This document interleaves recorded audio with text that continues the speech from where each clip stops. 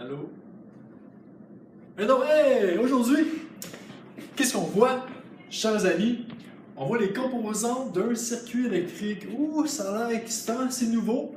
Parce que tu n'as pas vu ça en 1, tu n'as pas vu ça en 2, tu n'as pas vu ça en 3, tu n'as pas vu ça au primaire, tu n'as pas vu ça en maternelle, tu n'as pas vu ça à la maison, tu n'as pas vu ça dans le monde de ta mère. C'est spécial. Donc là, les composantes. Il y a 3 composantes principales. La première, la source d'énergie. Soit que tu vas utiliser une prise de courant électrique ou une pile. Et la source de courant, comment on représente ça? Tout simplement avec 2 bornes. Mais pourquoi M. Boyer qui a une borne qui est plus grande? Hey, la fatigante, arrête de poser des questions. Mais non, c'est pas vrai. C'est une excellente question. La grande borne, là, c'est du côté positif. Parce que par convention, même si c'est pas vrai, par convention, le courant électrique circule du plus au moins. C'est pas vrai, mais c'est comme ça. Donc, par convention, le courant.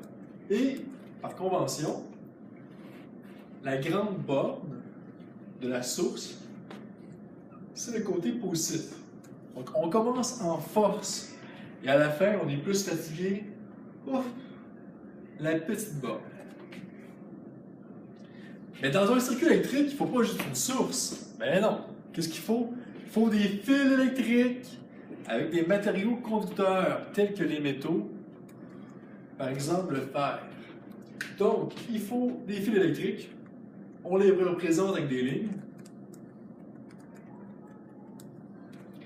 Mais qu'est-ce qu'on met dans un circuit également?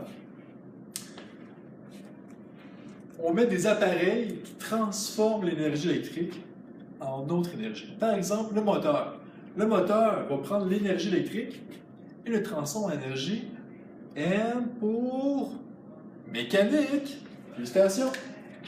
Donc, le moteur, c'est un M majuscule, prend l'énergie électrique et le transforme en énergie mécanique. Les ampoules, là, il y en a qui vont se dire « Ah, les ampoules, c'est facile! Le symbole, c'est un A majuscule. » Non! Vraiment pas. Une ampoule, le symbole, c'est un X. Donc, on met une ampoule. Une ampoule, on a vu ça à la dernière section, que ça prend l'énergie électrique, ça la transforme en énergie lumineuse, une énergie vraiment utile, et malheureusement, il y a un petit peu de chaleur perdue. Tu pourrais aussi avoir dans ton circuit électrique une résistance pour diminuer le courant.